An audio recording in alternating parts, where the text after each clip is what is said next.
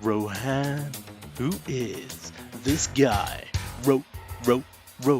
Rohan, the one and only Rohan. I think it's probably fair to say that a few years ago, when the War for Cybertron Netflix series was announced, a lot of us were very excited. Excited to see a new series coming to mainstream TV and a new type of streaming service where we might get a 21st century type of new age Transformers cartoon for us all to enjoy. On the face of it, most people did seem to enjoy it, I would say. It did get mixed reactions, but one of the big things about this series that got panned was the voice acting. And today, on Rohan's Corner, I've decided to talk all about Transformers voice actors, the good, the bad, and the ugly. There are an absolute array of voice actors in Transformers history which we have come to know and love, and I don't mean just actors that we actually love because of the character affiliation. What I mean is that, wow, these guys have got depth, they've got range, they've got inflection, they've got the ability to transform the way in which you think about a character just by the way in which they deliver their lines. I don't really want to touch on the negatives too much, but there have been a lot of poor voice actors in the years that we've had Transformers, especially through that era of the Unicron trilogies, the Bayverse series. It's tough to find good things to say about Bayverse in general, as we all know. What I would say is that Generation 1 had an amazing array of talent of voice actors. We could talk about some of the background characters, we could talk about some of the voice actors who played a multitude of different roles, and those roles were massively varying. Someone like Michael Bell, for example, who played Prowl, but also Swoop. Me not know that before. But also Bombshell, you know, a ridiculous amount of range in their voices. But also people like Scatman Crothers. Into the ocean, let's be daring. The last one in is a rusty herring. And Casey Kasem. That's just what I'm doing. Who brought their distinctive voice to that character and made it their own, made them cool. We had people like Greg Berger, who defined the character with his voice. Me not do what you say. And Chris Latta, who well documented how well he came across in his raspy, sinister, take over the world attitude. I, Starscream, the pride of the Cybertron War Academy, never, do you hear me? Never! But also actors like Corey Burton, one of the world's best loved Shockwave characters. Miserable glitches. But also did a whole host of other characters as well, if you look through. Obviously, you've got Frank Welker. Ah, those were the good old days back on Cybertron. Didn't have to sneak around in these ugly-ass disguises. Peter Cullen, nobody who can argue about how good they portrayed their characters, because obviously they're iconic today. No point in chasing after them. Here's the trophy I want. And most of these people that I'm mentioning are still iconic today. In the original movie, Leonard Nimoy. Unicron, my master. With this, I shall make you my slave. It was deep, it was menacing, it was dark. And Neil Ross's Springer brought a confident and reassuring personality. Believe it or not, this is the fun part. And characters like Skylinks being portrayed as well gave great depth to their character. If my superb physique would pass through the tunnels, I would join you. Gave a sense of arrogance. Roger C. Carmel as Cyclonus. I question your leadership skills, Scourge. The last one in there will face me. With that deep voice, dark undertones, and don't mess with me. And Stan Jones as Scourge. We have the key. Now let us destroy those accursed Autobots. And the ability to go from a Weasley little minion to I'm going to take over the Decepticons attitude. And Eric Idle in the movie as well. TV! We talk TV! You talk some TV! And a few others in the movie who were big names at that time. In my opinion, David Kaye, possibly one of the greatest Transformers voice actors of all time.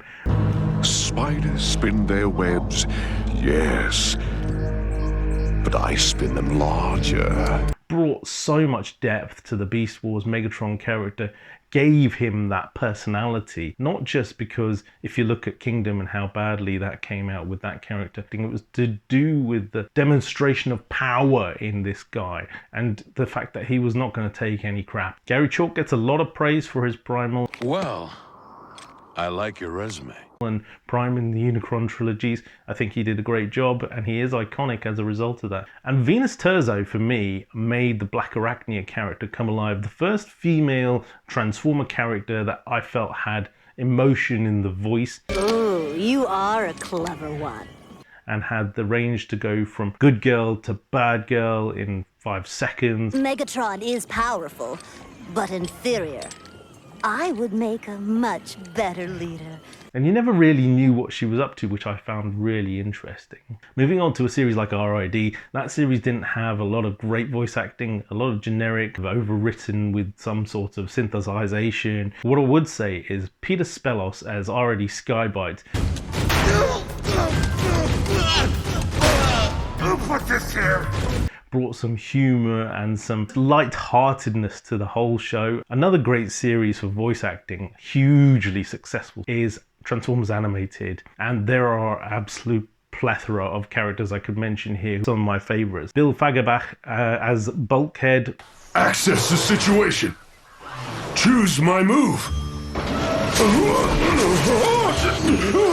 Execute with graceful precision.